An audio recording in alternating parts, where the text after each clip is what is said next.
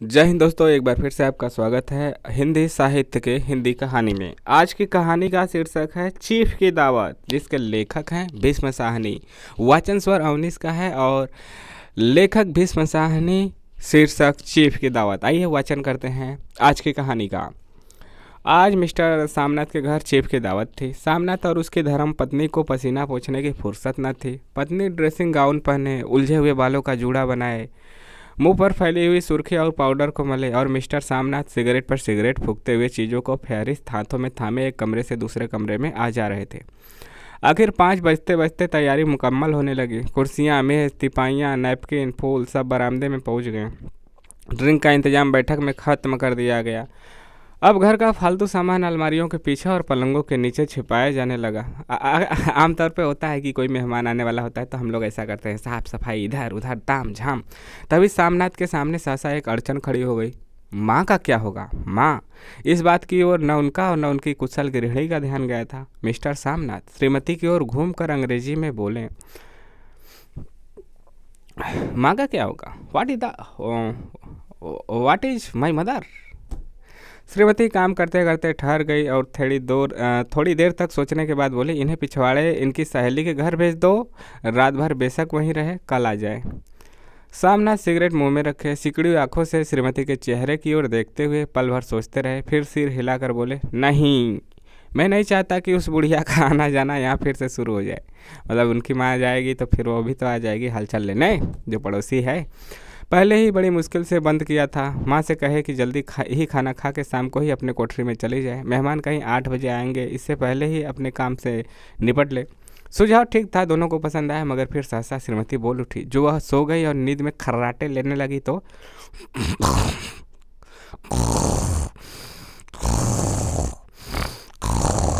इस प्रकार से, तो साथ ही तो बरामदा है जहाँ लोग खाना खाएंगे। खर्राटे की आवाज़ सुन लेंगे तो इन्हें कह देंगे कि अंदर से दरवाज़ा बंद कर लें। मैं बाहर से ताला लगा दूंगा, या माँ को कह देता हूँ कि अंदर जाकर सोए नहीं, बैठी रहे, और क्या। यह देखिए समाज की विडम्बना, देखिए भौकाल के चक्कर में माँ की भी इज्जत नहीं कर रहे हैं। और जो सो गई तो डिनर क्या मालूम कब तक चले, 11 बजे तक तो तुम ड्रिंक ही करते रहते हो। सामनाथ कुछ खिज उठे, हाथ झटकते हुए बोले, अच्छी भली यह भाई के पास जा रही थी, तुमने यूं ही खुद अच्छा बनने के लिए बीच में टांग अड़ा दी। वाह वाह, तुम माँ और बेटे की बातों में मैं क्यों बुरी बनूं? तुम जानो और वह जाने। मिस्टर सामनाथ चुप रहे। यह मौका बहस का न था, समस्या का हल ढूंढने का था। उन्होंने घूमकर माँ की कोठरी की ओर देखा। कोठरी का दरवाज़ा बरामदे में खुलता था। बरामदे की ओर देखते हुए झट से बोले, मैंने सोच लिया है, और उन्हीं कदमों माँ की कोठरी के बाहर जा खड़े हुए। माँ दीवार के साथ एक चौकी पर बैठी, दुपट्टे में मुंह सिर लपेटे माला जपी जा रही थी। सुबह से तैयारी होती देखते हुए माँ का भी दिल धड़क रहा था। बेटे के दफ्तर का बड़ा साहब घर पर आ रहा है, सारा काम सुविधे से चल जाए, इसीलिए माँ पूजा याचना माला जप रही है। माँ, आज तुम खाना जल्दी खा लेना, मेहमान लोग 7:30 बजे आ जाएंगे। माँ ने धीरे से मुंह पर दुपट्टा हटाया और बेटे को देखते हुए कहा, आज मुझे खाना नहीं खाना है बेटा, तुम जो जानते हो, मांस मछली बने तो मैं कुछ नहीं खाती। जैसे भी हो आप अपने काम से जल्दी निपट लेना। अच्छा बेटा। और माँ, हम लोग पहले बैठक में बैठेंगे, उतनी देर तुम यहाँ बरामदे में बैठना, फिर जब हम यहाँ आ जाएँ तो तुम गुसल खाने के रास्ते बैठक में चली जाना। माँ अवाक बेटे का चेहरा देखने लगी, फिर धीरे से बोली, अच्छा बेटा। और माँ, आज जल्दी सो नहीं जाना, तुम्हारे खर्राटों की आवाज़ दूर तक जाती है। माँ लज्जित सी आवाज़ में बोल रही, क्या करूँ बेटा, मेरे बस की तो बात नहीं है कि मैं खर्राटे को रोक सकूँ। जब से बीमारी से उठी हूँ, नाक से सांस नहीं ले सकती।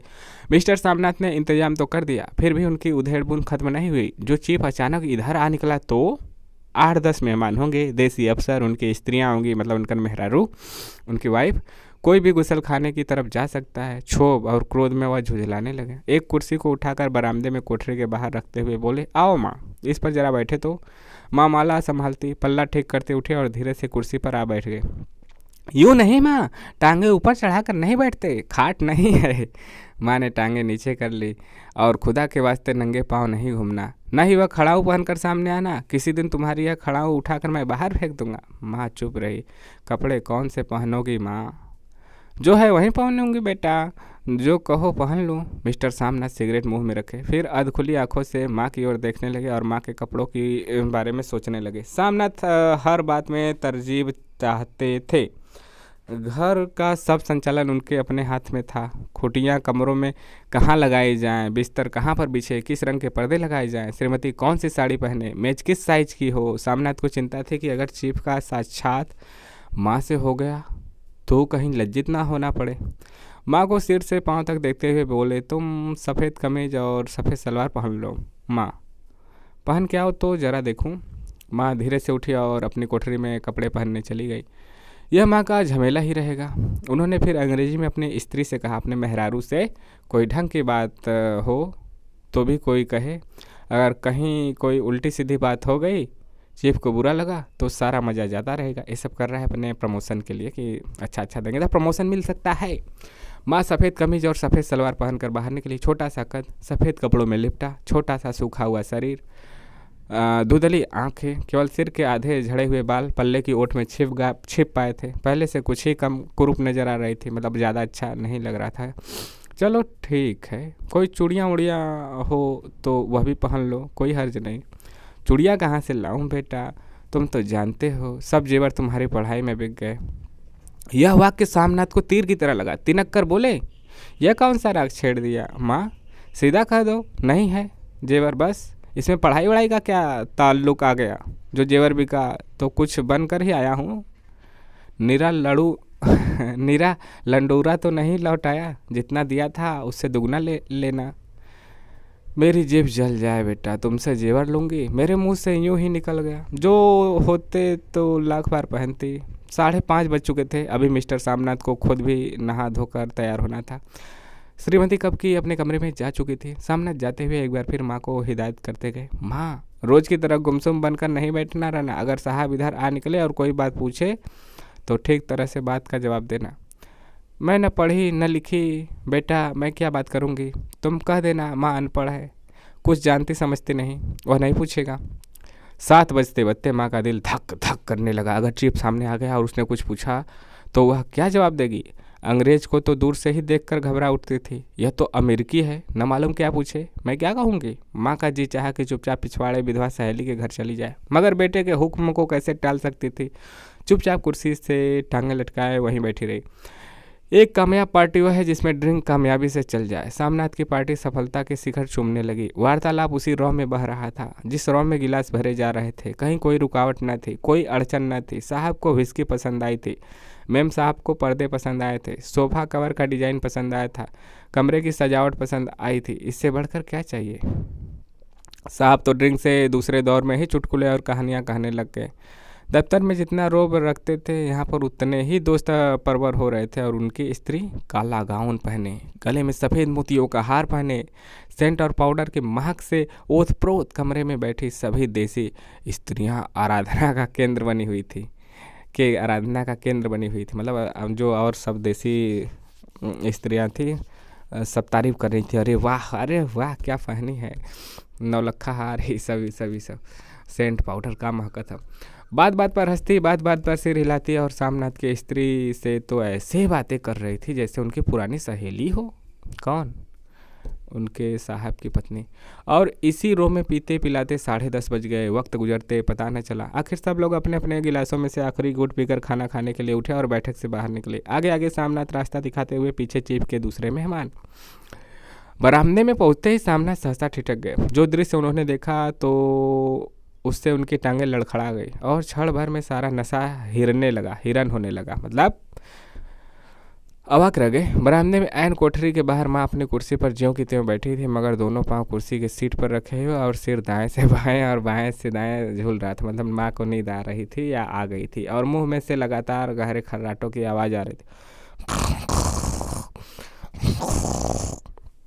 इस प्रकार से जब सिर कुछ देर के लिए टेढ़ा होकर एक तरफ को थम जाता तो खर्राटे और भी गहरे हो उठते और फिर जब झटके से नींद टूटती तो सिर फिर दाएं से बाएं झूलने लगता। पल्ला सिर पर से खिसक आया था और माँ के झरे हुए बाल आधे गंजे सिर पर अस्त व्यस्त बिखरे थे। देखते ही सामनाथ क्रुद्ध हो उठे। जी चाहा कि माँ को धक्का देकर उठा दे और उन्हें कोठरी में धकेल दे, मगर ऐसा करना संभव न था। क्यों? क्योंकि चीफ और बाकी मेहमान पास में खड़े थे। माँ को देखते ही देसी अफसरों की कुछ स्त्रियां हंसती ही इसमें चीफ ने धीरे से कहा, पुअर डियर। माँ हड़बड़ा के उठ बैठी। सामने खड़े इतने लोगों को देखकर ऐसी घबराई कि कुछ कहते न बना। झट से पल्ला सिर पर रखते हुए खड़ी हो गई और जमीन को देखने लगी। उनके पांव लड़खड़ाने लगे और हाथों की उंगलियां थर थर कांपने लगी। माँ, तुम जाके सो जाओ, तुम क्यों इतनी देर से जाग रही थी? और खिसियाई हुई नज़रों से सामना चीफ की मुंह की ओर देखने लगे। चीफ के चेहरे पर मुस्कुराहट थी। वह वहीं खड़े खड़े बोले, नमस्ते। माँ ने झिझकते हुए अपने में सिमटते हुए दोनों हाथ जोड़े, मगर एक हाथ दुपट्टे के अंदर माला को पकड़े हुए था तो दूसरा बाहर था, तो ठीक तरह से नमस्ते भी न कर पाई। सामनाथ इस पर खिन्न उठे। इतने में चीफ ने अपना दाएं हाथ मिलाने के लिए माँ के आगे किया। माँ और भी घबरा उठी। माँ, हाथ मिलाओ। पर हाथ कैसे मिलाती? दाएं हाथ में तो माला थी। घबराहट में माँ ने बायां हाथ ही साहब के हाथ में रख दिया। सामनाथ दिल ही दिल में जल उठे। देसी अफसरों की स्त्रियां खिलखिला कर हंस पड़ी। यूँ नहीं माँ, तुम तो जानती हो दायां हाथ मिलाया जाता है, दायां हाथ मिला। मगर तब चीफ माँ का बायां हाथ ही बार बार हिलाकर कह रहे थे, how do you do, how do you do. कहो माँ, मैं ठीक हूँ, खैरियत से हूँ। माँ कुछ बड़बड़ाई। माँ कहती है, मैं ठीक हूँ। कहो माँ, हाउ डू यू डू। माँ धीरे से सकुचाते हुए बोली, हाउ डू डू डू। एक बार फिर कहा उठा। वातावरण हल्का होने लगा। साहब ने स्थिति संभाल ली थी। लोग हंसने चाहने लगे थे। सामनाथ के मन का क्षोभ भी कुछ कुछ कम होने लगा था। साहब अपने हाथ में माँ का हाथ अब भी पकड़े हुए थे और माँ सिकुड़ी का जा रही थी। साहब के मुंह से शराब की बू आ रही थी। सामनाथ अंग्रेजी में बोले, मेरी माँ गांव की रहने वाली है, उम्र भर गांव में रही है, इसलिए आपसे लजाती है। साहब इस पर खुश नजर आए। बोले, सच? मुझे गांव के लोग बहुत पसंद है। तब तो तुम्हारी माँ गांव के गीत और नाच भी जानती होंगी। चीफ खुशी से सिर हिलाते हुए माँ को टकटकी बांधे देखने लगे। माँ, साहब कहते हैं कोई गाना सुनाओ, कोई पुराने गीत, तुम्हें तो कितने ही याद होंगे। माँ धीरे से बोली, मैं क्या गाऊंगी बेटा, मैंने कब गाया है। वाह माँ, मेहमान का कहा भी कोई टालता है। साहब ने इतना रिज से कहा है, नहीं गाओगे तो साहब बुरा मानेंगे। मैं क्या गाऊं बेटा, मुझे क्या आता है।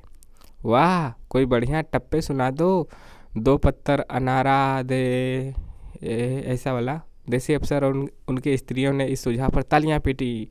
माँ कभी दीन दृष्टि से बेटे के चेहरे को देखती, कभी पास खड़ी बहू के चेहरे को देखती। इतने में बेटे ने गंभीर आदेश भरे लहजे में कहा, माँ। इसके बाद हाँ या ना सवाल ही नहीं उठता था। माँ बैठ गई और छीड़ दुर्बल लजाती आवाज़ में एक पुराना विवाह गीत गाने लगी। हरियनी माए हरियन भैड़े हरिया तो भागी भरिया है। देसी स्त्रियां खिलखिला के हंस उठी। 3 पंक्तियां गा के माँ चुप हो गई। बरामदा तालियों से गूंज उठा। साहब तालियां पीटना बंद ही नहीं करते थे। सामनाथ की खींच प्रसन्नता और गौरव में बदल उठी थी। माँ ने पार्टी में नया रंग भर दिया था।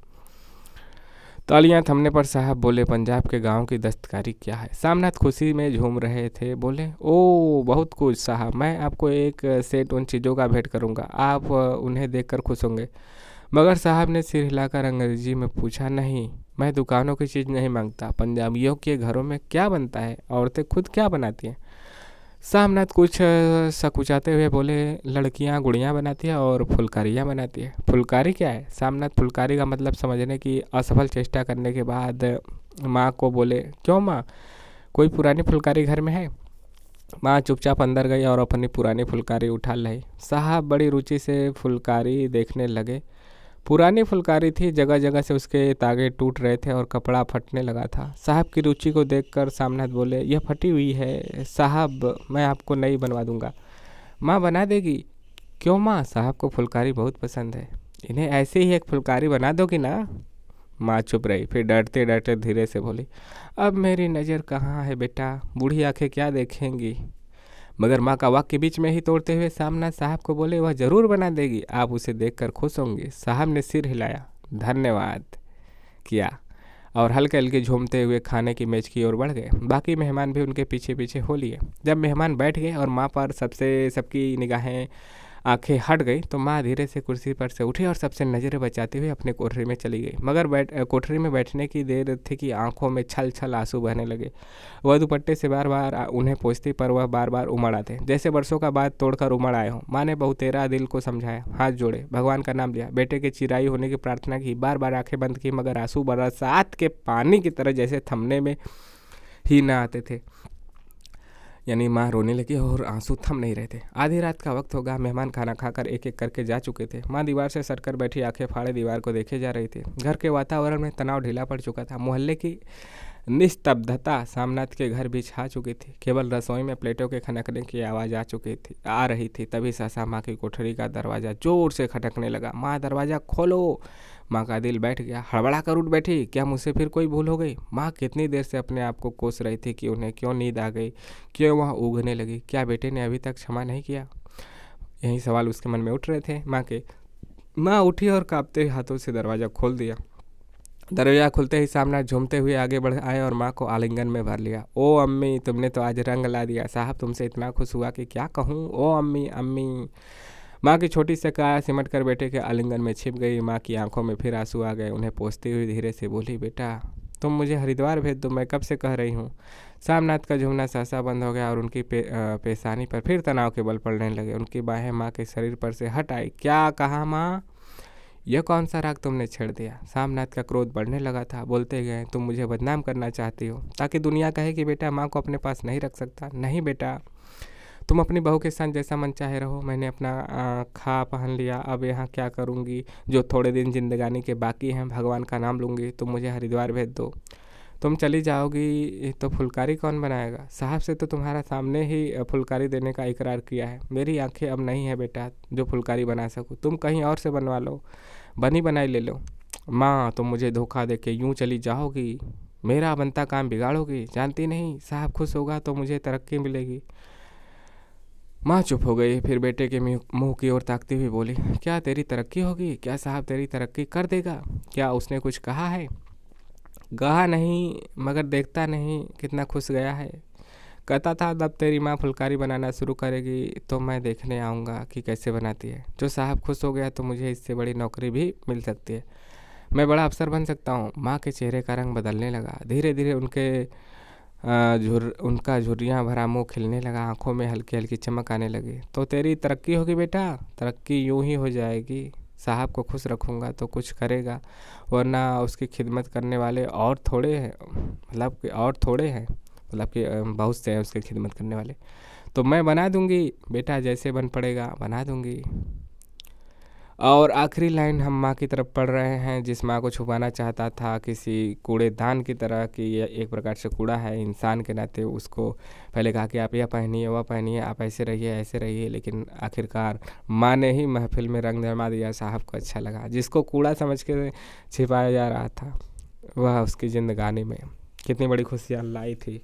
और माँ दिल ही दिल में फिर बेटे के उज्जवल भविष्य की कामनाएं करने लगी। और मिस्टर सामनाथ, अब सोच जाओ माँ, कहते हुए तनिक लड़खड़ाते हुए अपने कमरे की ओर घूम गए। क्यों लड़खड़ाए थे? अरे लिए थे दारू विस्की।